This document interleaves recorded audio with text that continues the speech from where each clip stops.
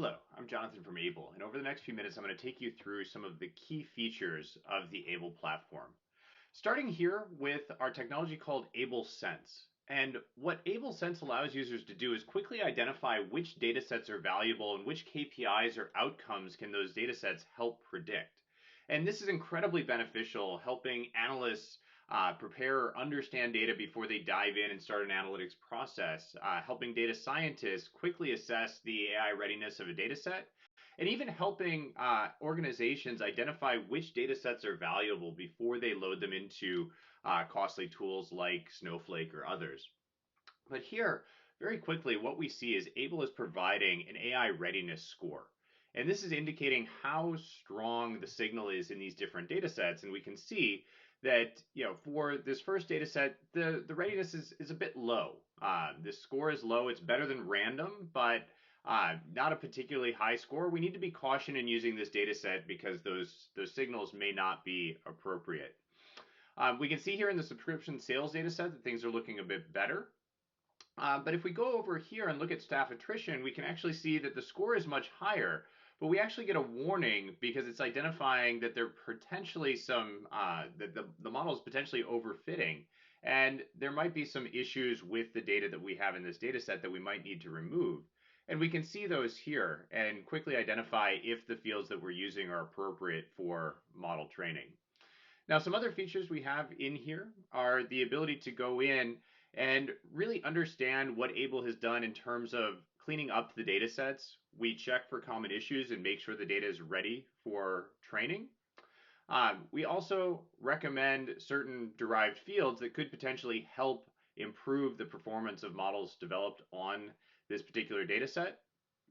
And then finally, we give an indication of which factors were found within the data set which were particularly strong, and not only which features are important. Here we see day of week is an important factor represented by the arc length here, but we also see connections indicating how strong interactions are. So this large bridge here indicates that there's a strong interaction between day of week and annual income, and we can look at all of the variables to see where those interactions occur.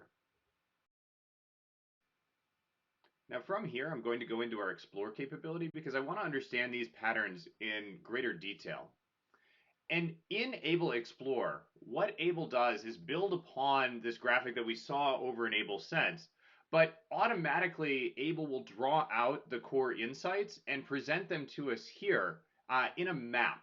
And what we have done with this particular approach is Able identifies the strongest patterns and then presents them out to us. No one had to go in and create a dashboard. And critically, we can navigate in any direction. We can engage with the insights as we see fit. We saw earlier that there was a strong interaction between day of week and annual income. My team was already aware of that, so I'm going to skip past that and take a look at age category, because this is an area where we hadn't really found anything interesting before. You can see here from this chart, it's hard to see if any demographic really has a meaningful conversion rate difference from another group. But remember, Able's drawing out the interaction patterns and helping identify where there are anomalies, where there are things happening that perhaps we're not aware of. And in this case, Able has identified that when we are pursuing events marketing, we have a great success rate with the younger demographic. We're not having great conversion rates with middle or seniors. What we found was this organization was actually, their events marketing team was all under 30 years old, most of them just out of college, and they were putting together events that resonated with their demographic. They weren't actually putting together events that resonated with other demographics, so this was an opportunity for them to grow and improve their outreach through their events marketing. But critically, even back to this original pattern, where we are looking at something that's very difficult in a BI world to tell if either of these categories are better or worse than one another. One of the things that we developed in our research was an understanding of how models learn, and we use that to come in and assess whether certain categories are actually better or worse, because machine learning models control for variation naturally. Here, Able is generating 83 unique models and then having them vote. And these models have different ways of learning, different penalization functions for a correct response versus an incorrect response. And because of this, they learn differently, and we bring them to the table and have them vote. In this case, 77 of 83 models have identified that the senior demographic, all else being equal, actually resonate with our products more so than some of the other categories. And in fact, middle age, 69 of 83 models identify that the middle age group actually underperforms relative to other categories, helping us see provide x-ray vision into what's really going on in the patterns behind our data, helping make sure that we find the insights that are valid and make sure that our data sets are appropriate for using machine learning.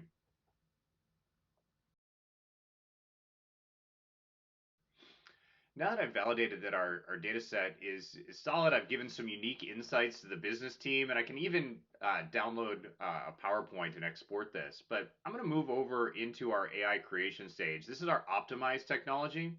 And Aible is generating models, unique models across all of the different subgroups here. Here we're breaking this out by digital marketing, direct, and events to identify which opportunities we should work out of our inbound leads. But we can also break this down by product, by region, many different ways you can cut this based on the use case or application so that Aible can run an optimization and help identify how to get the most value out of this project. Now, one of the other things we do is we like to work closely with the business team so that we can work in lockstep with them. And one of the ways we do this is we have them establish a baseline. Now, this is an actual period, a month, a quarter, a year. And we put in the actuals that have occurred, and then we validate the models based off of that period. How could we have performed if we were following the model recommendations? And so we see here the business spent 2.9 million in on their cost of sales. They generated $11.8 million in revenue, and this led to a profitability of 725,000. Now, Aible has run an optimization and identified that there is a path to 2.4 million in a different additional profitability. That would result in an increase in revenue of 1.9 million, and all we would have to do is fire over half our sales team.